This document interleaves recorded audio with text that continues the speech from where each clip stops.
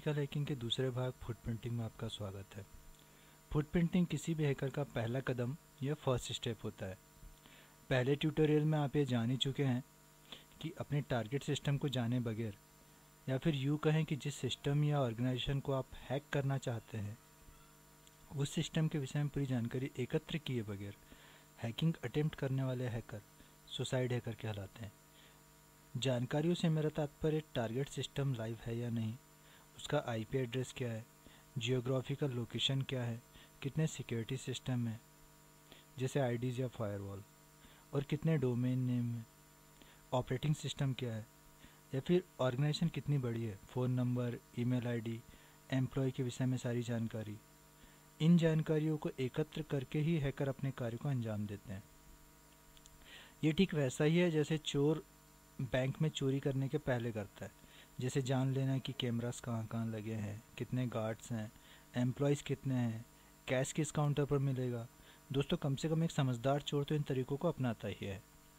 एक penetration tester या एक साइबर सिक्योरिटी एक्सपर्ट को एक हैकर की तरह ही सोचना होता है, इसलिए उन्हें भी इस विषय में संपूर्ण जानकारी होनी चाहिए। तो आइए देखते हैं फुटप्रिंटिंग की क्या परिभाषा होती है।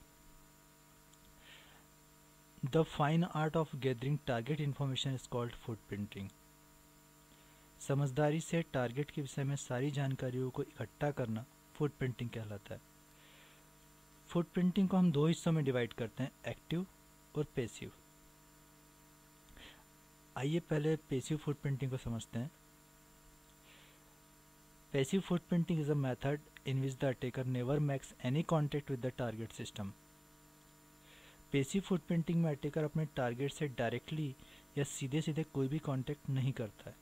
पैसिव फुटप्रिंटिंग में अपनी सारी जानकारियाँ टारगेट की नज़र में आए बिना या जहाँ पहले से टारगेट के बारे में इंफॉर्मेशन अवेलेबल है वहाँ से इकट्ठा की जाती है, जैसे Google search, whois queries, DNS lookup, social networking site वगैरह वगैरह। गूगल सर्चिंग या गूगल हैकिंग टर्म का उपयोग उस कार्य के लिए किया जाता है जब कोई हैकर एक्सप्लॉइटेबल टारगेट और सेंसिटिव डेटा, जिन्हें हम गुप्त जानकारियाँ कहते हैं, को खोजने की कोशिश करता है सर्च इंजन या ब्राउज़र के द्वारा। यद्यपि गूगल क्यूरीज को ब्लॉक करके रखता है या फिर बहुत कोशिश करता है, पर सच तो यह है दोस्तों कि हैकर को गूगल डेटाबेस हैक करने से और हैक की गई वेबसाइट को या उनकी कमियों को या उनके लूप होल्स को, उनकी वल्नरेबिलिटीज़ को लॉन्च करने से नहीं रोक पाता है। गूगल हैकिंग का अपना एक प्रारूप, एक क्राइटेरिया है।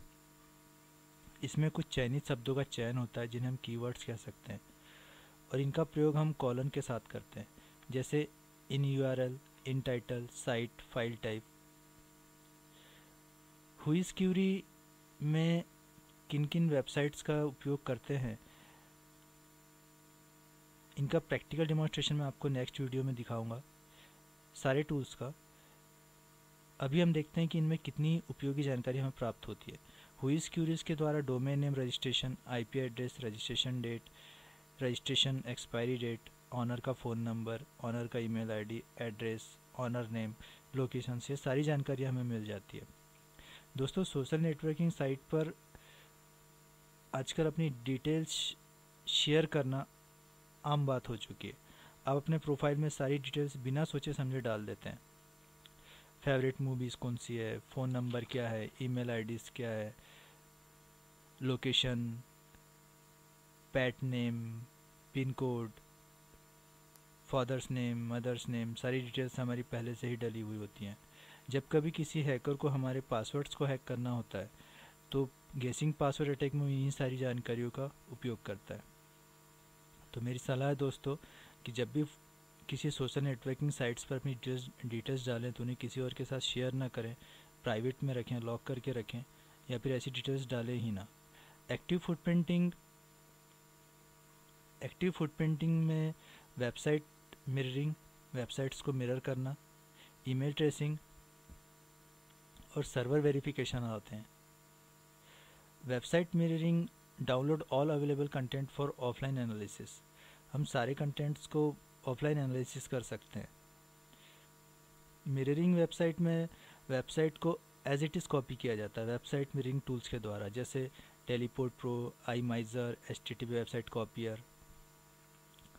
और वेबसाइट को मिरर करने के बाद फिर ऑफलाइन उनमें वल्नरेबिलिटीज़, लूपहोल्स और कमियां ढूंढी जाती हैं। ऑफलाइन ये सब चीज़ें करने से रिस्क एकदम ना हो जाता है, ना के बराबर हो जाता है, रिस्क नहीं रहते।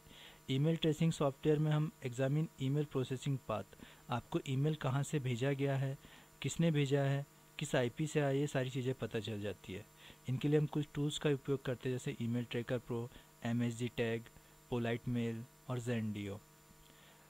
कोई आपको कोई फेक मेल भेजता है, उस फेक मेल का एक्चुअल आईपी एड्रेस पता करना, उसकी सारी डिटेल्स निकालना, एक्चुअल लोकेशन पता करना कि वो कहाँ से भेजा गया है, ये सारी चीज़ें हमें पता चल जाती है। सर्वर वेरिफिकेशन में हम पता करते हैं सर्वर रीचेबल है या नहीं। अपने सिस्टम से सर्वर रीचेबल है या नहीं, इसका मतलब ये हुआ कि सर्वर उस समय ऑन है या नहीं, मतलब जिस टारगेट को आप हैक करना चाहते हैं या हैकर जिस टारगेट को हैक करना चाहता है, पहले वो देखता है कि वो सिस्टम लाइव है या नहीं, तो उसके लिए पिंग कमांड का यूज़ किया जाता है। Enumerate network path from attacker to target, अपने सिस्टम से लेकर टारगेट सिस्टम तक कितने राउटर से होकर हम गुजर रहे हैं, वो पाथ पता करने के लिए सर्वर वेरिफिकेशन टेक्निक आ जाती है। इसमें trace RT, visual trace port, Sam Spade, TCRT, trace route, इन सारे टूल्स का यूज़ किया जाता है। कनेक्टिविटी देखना हो अगर हमें कि हमारी कनेक्टिविटी एकदम उस टारगेट से सही आ रही है या नहीं आ रही, तो इसमें हम पिंग कमांड का ही यूज़ करते हैं। इससे हमें ये पता चल जाता है कि टारगेट से हमारी कनेक्टिविटी कैसी है, कहीं कोई सर्वर प्रॉब्लम तो नहीं है, कोई नेट प्रॉब्लम तो नहीं है। ये सारी चीज़ें, ये सारी डिटेल्स पता करने के लिए हम सर्वर वेरिफिकेशन टेक्निक्स का इस्तेमाल करते हैं। इसमें जो टूल्स होते हैं ये आपके सामने दिए हुए हैं, ping, trace RT, visual trace route, Sam Spade, trace RT, trace route. इन सारी डिटेल्स को प्रैक्टिकली मैं आपके सामने नेक्स्ट ट्यूटोरियल में रखूँगा, और नेक्स्ट ट्यूटोरियल में आपको किन किन टूल्स के बारे में बताऊँगा, आइए इन पर एक नज़र डाल लेते हैं। Tools we are going to use in next tutorial, that is Google searching. पूरा गूगल सर्चिंग देखेंगे, अभी जो मैंने आपको बताया कि किस तरीके से की जाती है, कि प्रैक्टिकल देखेंगे। कुछ वेबसाइट्स ऐसी हैं दोस्तों जिन्होंने पहले से ही सारे गूगल को हैक करके, उनके पूरे डेटाबेस को हैक करके रखा हुआ है। वो 2 वेबसाइट्स हैं, उन दोनों वेबसाइट्स पर हम एक नज़र देखेंगे और ये देखेंगे कि किस तरीके से उनकी सर्चिंग टेक्निक्स हैं।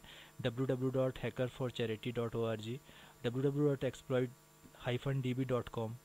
फिर हम देखेंगे वेबसाइट इन्फॉर्मर.com पर।